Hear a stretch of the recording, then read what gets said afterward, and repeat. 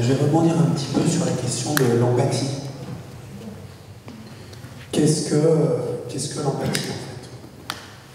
L'empathie, c'est quand l'autre personne parle d'une souffrance ou exprime une souffrance ou a une souffrance.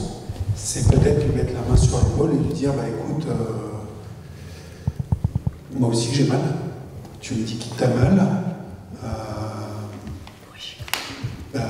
Ça me fait mal, en fait. Et si on peut résumer l'empathie, ben finalement c'est ça, c'est l'autre a mal, nous aussi on est heurtés et on a mal parce que l'autre a mal. Ça, les personnes autistes, je pense qu'on peut le dire, on a énormément d'empathie, on est des éponges émotionnelles. Maintenant, là où on a un problème, c'est sur la communication. C'est-à-dire que dire à Colette, écoute, ça m'embête que t'aies mal, ou t'as mal, oui, moi aussi, parce que t'as mal. Et ça, on en revient au thème abordé tout à l'heure, sur la communication, sur le déclic de communication, sur le réflexe de communication. Réflexe que l'on n'a pas, et on peut se retrouver face à Colette, ou toute autre personne qui a exprimé à un moment donné une douleur, une souffrance, et on peut tout à fait ne pas, j'allais dire ne pas réagir, mais on peut donner l'impression de ne pas avoir réagi. C'est-à-dire qu'on va rester peut-être un petit peu en retrait, sans aller au contact de la personne, sans avoir un geste empathique vis-à-vis de la personne.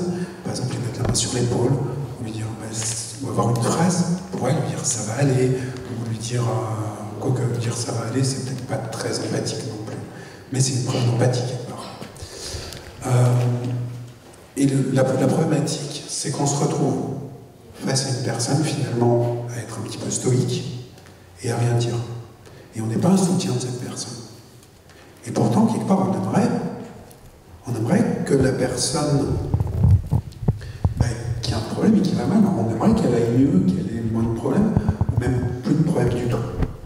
Mais comme on ne lui a pas dit, je vois ton problème, ou je vois que tu as mal, ou je vois que tu n'es pas bien, comme on lui a pas dit, comme on est stoïque, la personne, elle ne voit pas, au sens littéral, l'empathie qu'on peut avoir pour elle. Et la personne qui, à un moment donné, n'est pas bien, qui est une personne autiste dans son environnement personnel, dans sa cellule familiale ou amicale, et bien peut-être à un moment donné, elle peut se dire, tiens, un tel ou un tel, il n'a rien exprimé par rapport à moi. Il n'a jamais fait preuve, ou elle n'a jamais fait preuve d'empathie. Et pourtant, la personne en face, la personne autiste, est une vraie éponge.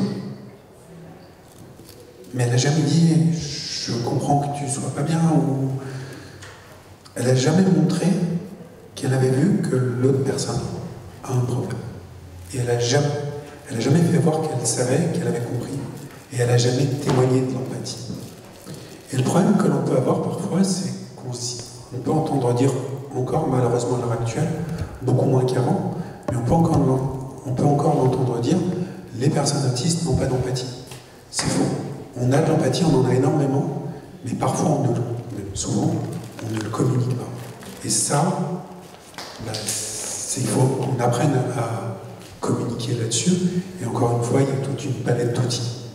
Merci.